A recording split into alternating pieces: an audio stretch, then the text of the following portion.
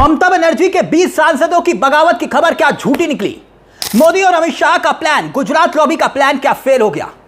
फर्जी लिस्ट और फर्जी नामों का जिक्र यहां पर क्यों किया जा रहा है? स्पीकर ओम बिरला को जो नाम सौंपने का जिक्र किया जा रहा था, आखिरकार क्या वो खबर झूठी है? ममता बनर्जी के 2 सांसदों ने अपनी ही पार्टी के सांसदों को कहा, गद्दार हो तो निकल जाओ, जाओ इस्तीफा दो और जाकर दम है तो चुनाव लड़ो। मगर सबसे पहले इन बयानों पर हम आए, आपको हेडलाइंस दिखाते हैं। खबर देखिए क्या है। भाजपा ने फैलाई फर्जी लिस्ट, फेल हुआ अमित शाह का ऑपरेशन लोटस।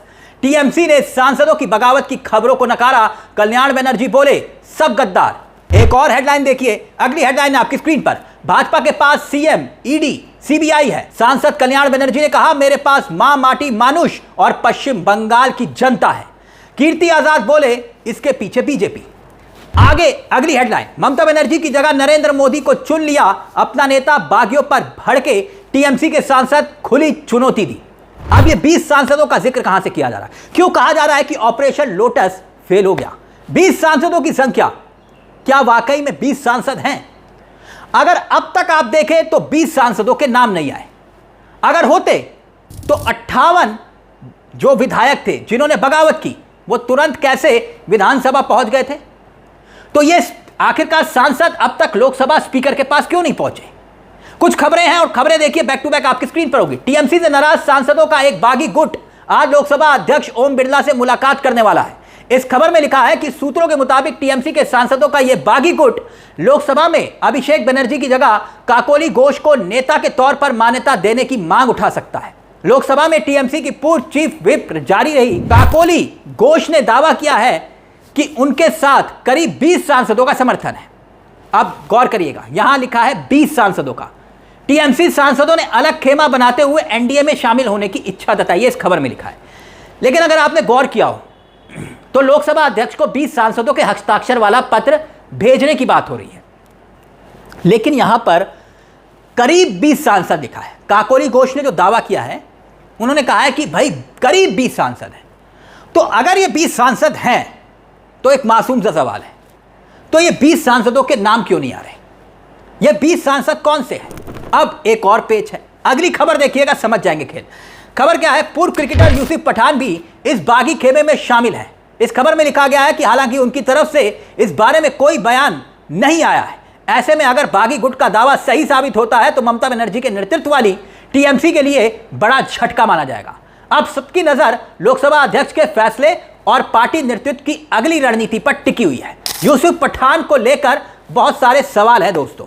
यूसुफ पठान कहां से आए, कैसे ममता बनर्जी ने उनको टिकट दिया, सांसद बनाया? तो ऐसे में माना जा रहा है कि यूसुफ पठान जो है वो सॉफ्ट टारगेट हो सकते हैं। गुजरात से आते हैं और इन पर एक फर्जी कब्जे जमीन का कुछ मामला चल रहा है और इस पूरे मामले की सुनवाई कोर्ट में चल रही है। 15 तारीख को सुनवाई है गुजरात में। कहां? गुजरात में।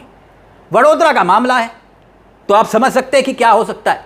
खैर, अब इस पूरे मामले के इतर एक खबर और आई, लेकिन उससे पहले जरा कीर्ति आजाद का बयान सुनिए। कह रहे हैं जिसको जाना जाओ, आप बागी हैं, आप गद्दार हैं। सुनिए। तो याद रखना, भागने वाले भगौड़ों, गद्दारों, वो डीए भी नहीं मिला, उसका 31 तारीख तक, दिसंबर तक डेट मांग लिया है।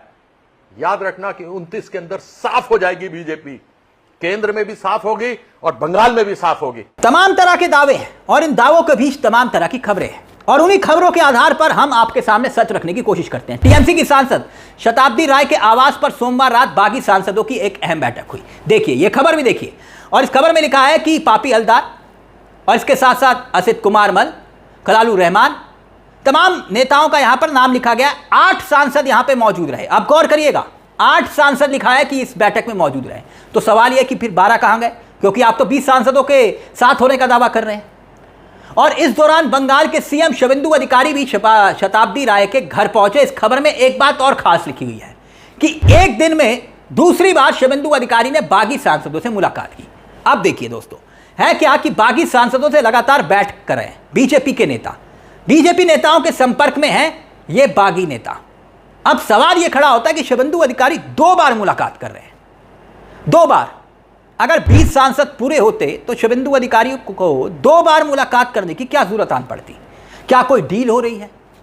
क्या वाकई में अभी भी 20 सांसद पूरे नहीं है?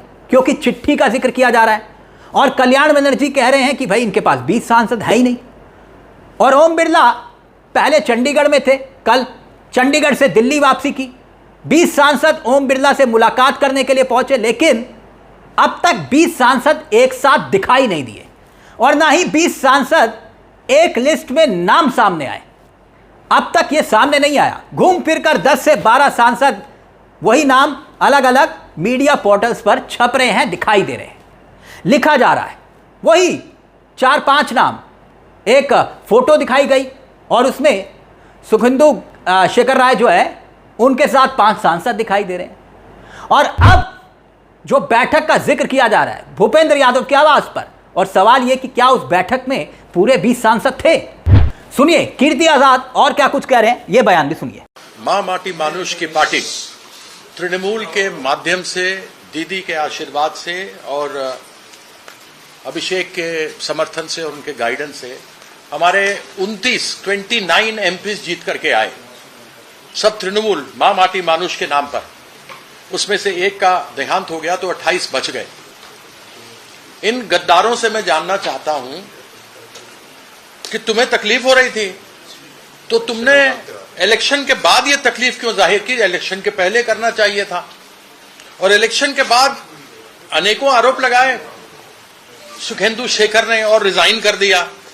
उसका आरोप लगा, सही है गलत है वो तो अलग बात हो गया, लेकिन कम से कम उसने एक पॉलिटिकल एथिक्स दिखाया कि वह जिस पार्टी में था, जिस सिंबल के साथ राज्यसभा में एमपी था, उसकी समस्या थी, उसने रिजाइन कर दिया।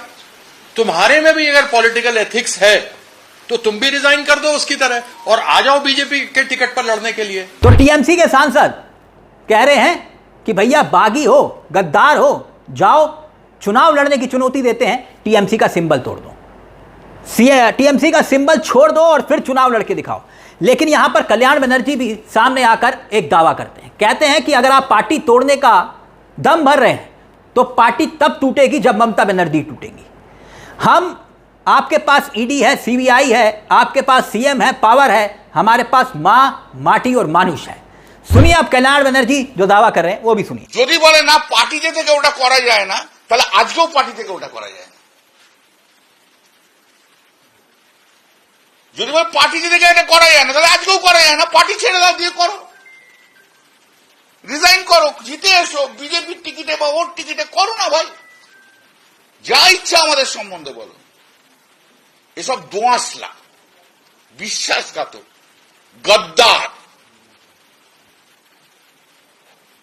এরা সুখের পায়রা। কাকলি ঘোষ দস্তিদার ছাড়া আর সবাই 2011 পর দলে এসছে। এরা অন্য কেউ কোনো লড়াই করেনি।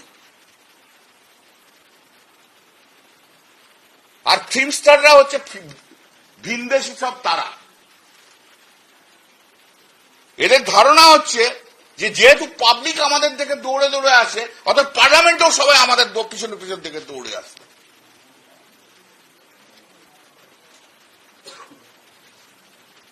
কেষ্ট না থাকলে শতাব্দী রায় জিততে পারতো না 2009। লিখে নিন।